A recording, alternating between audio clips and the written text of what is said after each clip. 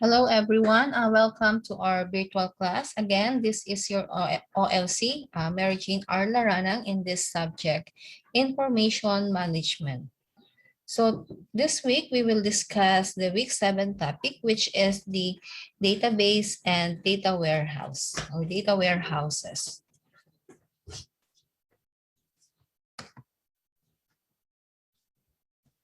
So after completing this chapter, you students will be able to first describe the difference between data, information, knowledge, and wisdom. Second, define the term database and identify the steps to creating one. Then, describe the role of database management system. Describe the characteristics of a data warehouse and define data mining and describe its role in an organization. So that the diagram, as you can see, that is the information ladder. So the highest is the wisdom. We have at the bottom, we have the data followed by information, knowledge, and the last is wisdom. So we are done with the two components of the information system, which is the hardware and the software. However, these two components by themselves do not make a computer useful. So imagine if you turn on a computer. It started the word processor but could not save a document. If you open a music player but there was no music to play. Or opening a web browser but there were no web pages. So without data, hardware and software are not very useful. So data, that is the third component of an information system. So data are the raw bits and pieces of information with no context. So for example, if I told you the numbers 15, 23, 14, 85, or just my last name, Laranang, you would not have learned anything, but I would just give the data. So data can be quantitative or qualitative.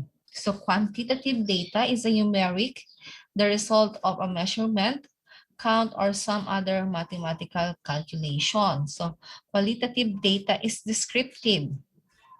Let's say the color silver. The color silver is the color of a Toyota Vios. Is an example of a qualitative data. So a number can be qualitative too.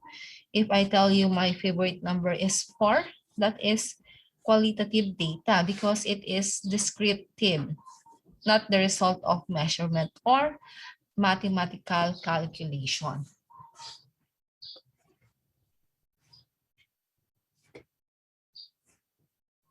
So by itself, data is not that useful. So to be useful, it needs to be given a context. So returning to the examples, the given example, those numbers I have mentioned, we have the 15, 23, 14, and 85 are the numbers of students that had registered for upcoming classes. So it has now a meaning. So that would become an information. So by adding the context that the numbers represent the counts of students registering for a specific class. Or let's say your USN. So you mentioned your USN, your last name, your course. So if we're going to combine those, your USN, your complete name, and of course your the courses or the course you are taking, that would become an information. So information can be told of as the resolution of uncertainty. It is that which answers the questions of what an entity is and thus define both its essence and the nature of its characteristics. So once we have put our data into context, aggregated and analyzed it, we can use it to make decisions for our organizations. We can say that this consumption of information produces knowledge.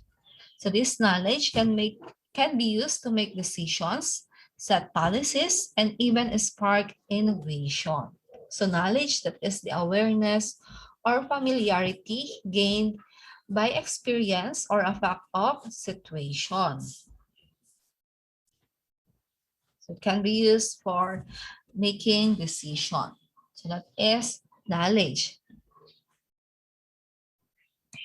Then we have the final step in the information ladder.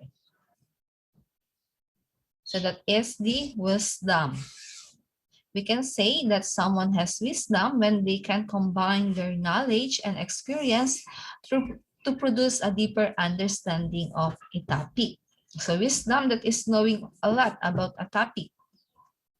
The knowledge and experience needed to make sensible decisions and judgment are the good sense shown by the decisions and judgment made. So for example, if you are knowledgeable in creating database, so that is just a basic knowledge. If you have a deeper knowledge on the database management system, then in one seat, you can create or you can program easily. That would become a wisdom because you have a deeper understanding on a database. So that is wisdom. So almost all software programs require data to do anything useful. So for example, if you are editing a document in a word processor such as Microsoft Word, the document you are working on is the data. So we have here examples of data. We have the MP3 music file, a video file, a spreadsheet, a web page, and even an ebook. So those are examples of data. So let's proceed with the databases. So the goal of many information system is to transform data into information in order to generate knowledge that can be used for decision making. So in order to do this, the system must be able to take data, put the data into context, and provide tools for aggregation and analysis. So a database is designed for just such a purpose. So when we said a database, that is an organized collection of related information. So they are related to each other. It is an organized collection because in a database, all data is described and associated with other data. So all information in a database should be related as well. So separate databases should be created to manage unrelated information. So for example, a database that contains information about students should not also hold information about company stock prices. So they are not related. The record of the student versus the stock prices. So databases are not always digital. So a filing cabinet, for instance, might be considered a form of database. So they are manual database. And anything that is computerized record, computerized database is what we call a digital database. So relational database or databases. Databases can be organized in many different ways and thus take many forms. So the most popular form of database today is the relational database. So popular examples of the relational database, we have the Microsoft Access, MySQL, and the Oracle. So a relational database is one in which data is organized into one or more tables. So each table has a set of fields which define the nature of the data is stored in the table. So in a relational database, all the tables are related by one or more fields so that it is possible to connect all the tables in the database through the field they have in common. So for each table, one of the fields is identified as the primary key. So each table must consist a primary key or common data. So this key is the unique identifier for each record in the table. So for them to be able to connect to each other. Okay, so let's proceed with designing a database. So we have here an example. Suppose a university wants to create an information system to track participation in student clubs.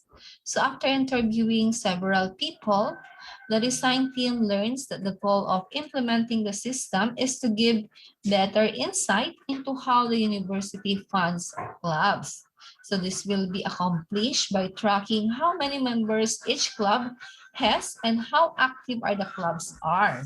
So from this, the team decides that the system must keep track of the clubs, their members, and their events. So using the given information, the design team determines that the following tables need to be created. So we need to have the clubs. This will track the club name, the club president, and a short description of the club. Then we will also need the students table. So it includes the student name, the email, and year of birth. Then we will also need the membership. So this table will correlate the students with clubs, allowing us to have any given student join multiple clubs and even events. So this table will track when the clubs meet and how many students showed up.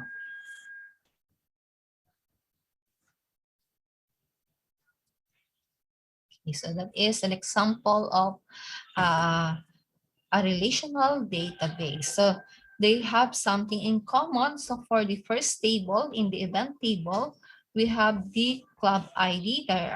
They are common, or this is common with the club table and also common with the membership. While membership and the student table has one thing in common, which is the ID or the student ID. So after determining which tables to create, you need to define the specific information that each table will hold. So this requires identifying the fields that will be in each table. So for example, in the club name, in the club name would be one of the fields in the club's table. So we have the first name and the last name, but that would be in the student's table. So finally, since this will be a relational database, every table should have field in common with at least one other table. So in other words, they should have a relationship with each other. So the relationship of the event table with the club table is the club ID, as well with the membership. So in order to properly create the relationship, a primary key must be selected for each table. So we need to identify the primary key. So this key is unique identifier for each record in the table. So example, in the students table, this is the students table. It might be possible to use a student's last name as a way to unique identify them. However, it is more than likely that some students will share a last name. So it cannot be used as a primary key. So a different field should be selected. We can also use the email or the email address. So a student's email address might be a good choice for a primary key since email address are unique. You cannot create two email address with the same name or the same email. So however, a primary key cannot change. So this would mean that if a students change their email address, we would have to remove them from the database and then reinsert them. So that is not an attractive proposition. So our solution is to create a value for each student, which is the user ID. So this will act as the primary key. So we will also do this for each of the student class. So this resolution or this solution is quite common and is the reason you have so many user IDs. So that is the content of the club table. So we have table clubs. We have the club name, the president, and a short description.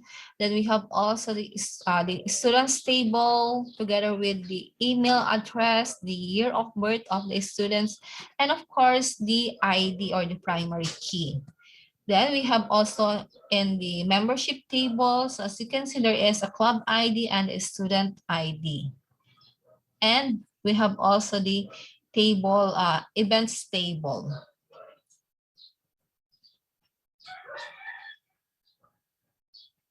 So when designing a database, one important concept is to understand is the normalization. So in simple terms, to normalize a database means to design it in a way that reduces a duplication of data between tables, and it gives the table as much flexibility as possible.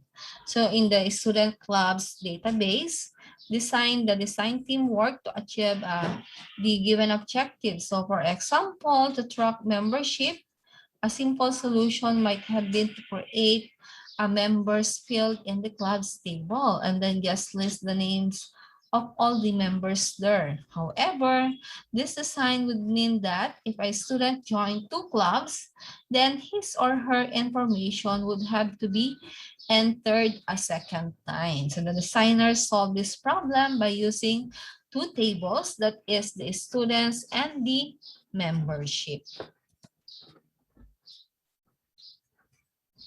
So when defining the fields in a database table, we must give each field a data type. So for example, the field birth year is a year. So it will be a number, while first name and last name will be text. So most modern databases allow for several different data types to be stored. So some of the common data types, we have the text, used for storing non-numeric data that is brief, generally under 256 characters. Then we have also number that is used for storing numbers. There are usually a few different numbers, number type that can be selected depending on how large the largest number will be. Then we have also the yes or no. So a special form of the number data type that is usually 1 byte long with a 0 for a no or false and a 1 for yes or true. Then we have also the date and time. That is a special form of the number data type that can be interpreted as a number or time. And we have also the currency.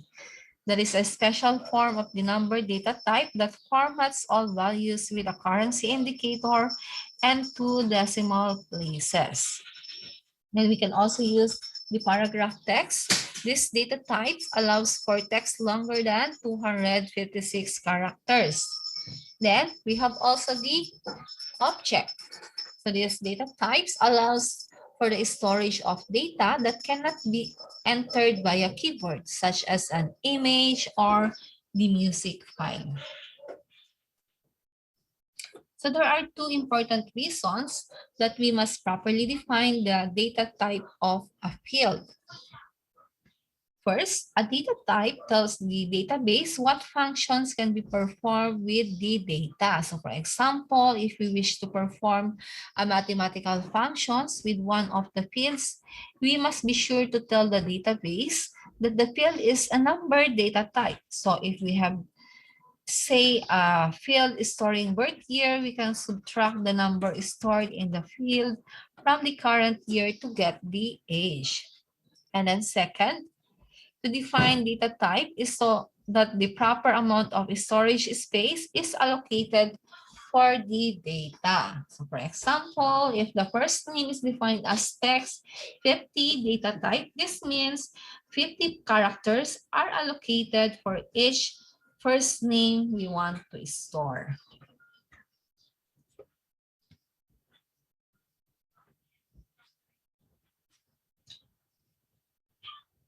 Okay, so let's proceed with the difference between a database and a spreadsheet. So a spreadsheet can substitute for a database quite well. So if a simple listing of rows and columns, a single table is all that is needed, then creating database is probably overkill. A database allows data from several entities such as the students, the clubs, the memberships, and the events to all be related together into one whole, while a spreadsheet does not allow you to define what kinds of values can be entered into its cells. So a database provides more intuitive and powerful ways to define the type of data that can go into each field, reducing possible errors and allowing for easier analysis. So in the previous example, in the student clubs, if we only needed to track a listing of clubs, the number of members, and the contact information for the president, we could get away with a single spreadsheet.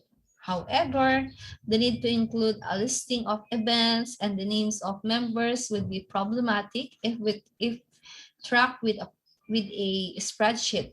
So when several types of data must be mixed together, or when the relationship between these types of data are complex, then a spreadsheet is not the best solution. So go for the database if that is complex, and if that is simple, go for the spreadsheet.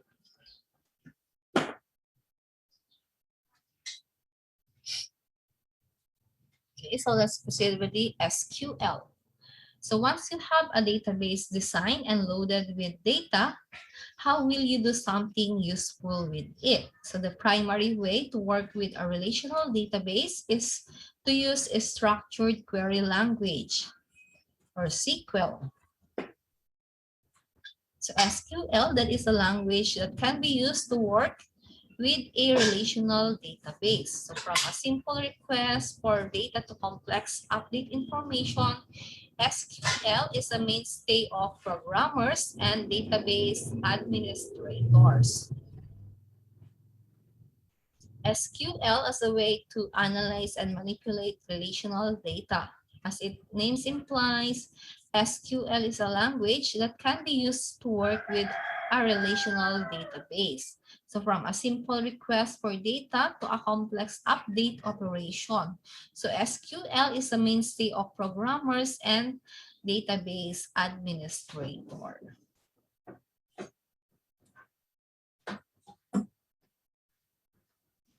So as you can see, that is the example of the structured query language. So the first one is the following query will retrieve a list of the first and the last name of the club president. So for you to be able to get the first and the last name, we will use select, then first name, the last name, then from the students table, where then you have to declare what is the student name. So that's how you use the SQL, or the structured query language. Then the other one, it will create a list of numbers of students in each club, listing the club name and then the number of the members. So you have to use select again, then club name, that is the under the club table with the club name.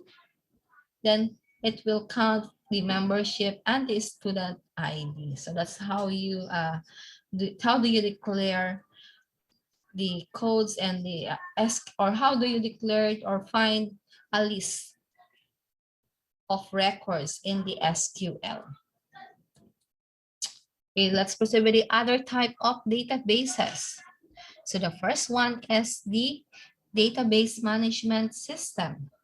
So DBMS packages generally provide an interface to view and change the design of the database, create queries, and develop reports.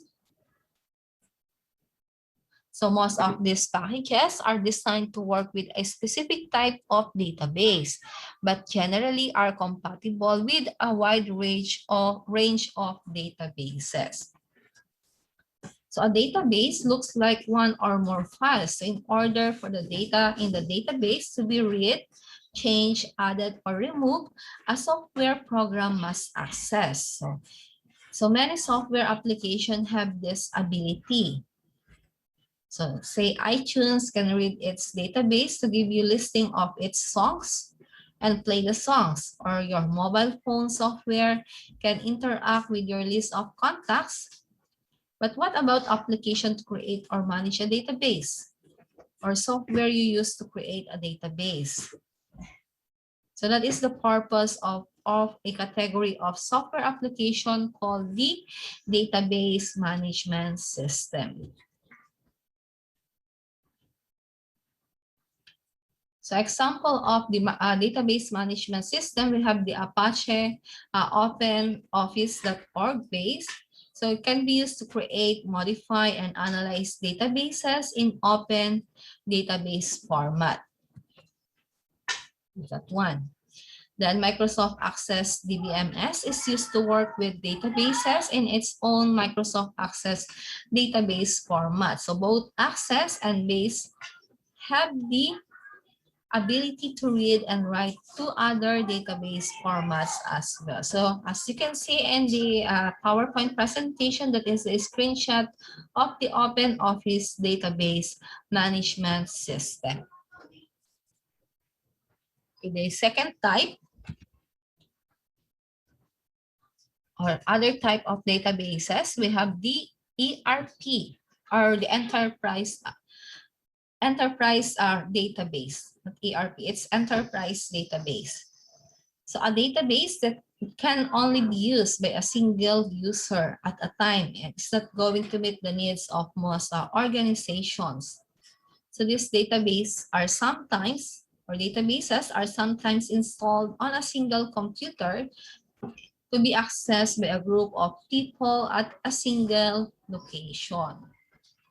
So these relational enterprise database packages are built and supported by companies such as the Oracle, the Microsoft, IBM.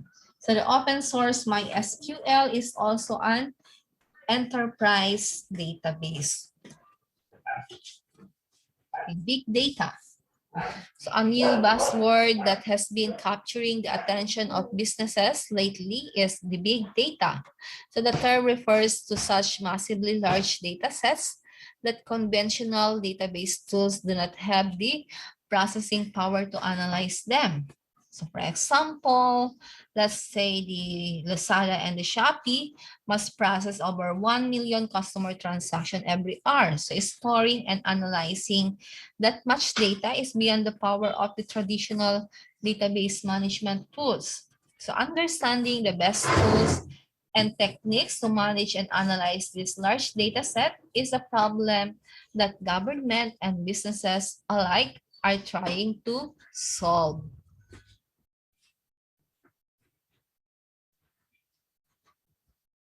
Okay, metadata. The term metadata can be understood as data about data. So when a database is being designed, a data dictionary is created to hold the metadata, defining the fields and structure of the database.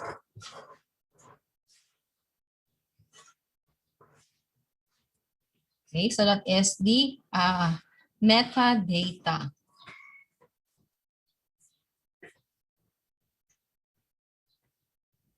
So it displays the information about a camera image. Data warehouse. So data warehousing is a process for collecting and managing data from varied sources to provide meaningful business insights. So the concept of the data warehouse is simple.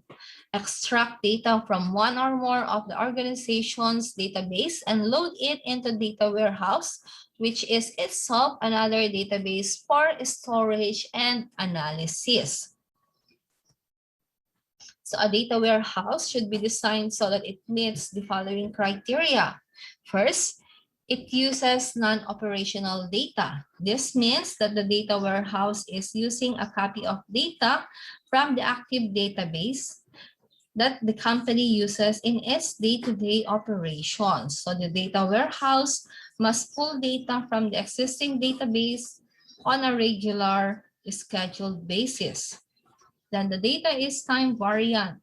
This means that whenever data is loaded into the data warehouse, it receives a timestamp which allows for comparisons between different time periods. Then the data is standardized because the data in our data warehouse usually comes from several different sources. It is possible that the data does not use the same definition or units. So for example, in the events table in the previous example, database lists the event dates using the format month, day, and the year.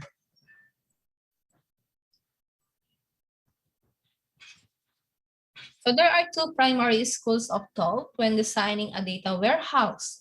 We have the bottom-up approach. It starts by creating a small data warehouse called data marts to solve specific business problems. So as these data marts are created, they can be combined into larger data warehouse. So from small to large, that is bottom-up approach. And then we have also the top-down approach, suggests that we should start by creating an enterprise-wide data warehouse, and then as a specific business needs are identified, create small data marts from the data warehouse. So that is the opposite of the bottom-up, top-down. So it will begin into a large data going to a smaller. So that is top-down approach. So what are the benefits of data warehouses? So the process of developing a data warehouse forces an organization to better understand the data that is currently collecting, and equally important, what data is not being collected. Then, a data warehouse provides a centralized view of all data being collected across the enterprise and provides a means for determining data that is inconsistent. Then once all data is identified as consistent, an organization can generate one version of the truth. So this is important when the company wants to report consistent statistics about itself, such as the revenue or the number of employees. So there is no ghost employee here. And then by having a data warehouse, snapshots of data can be taken over time. So this creates a historical record of data, which allows for an analysis or trends.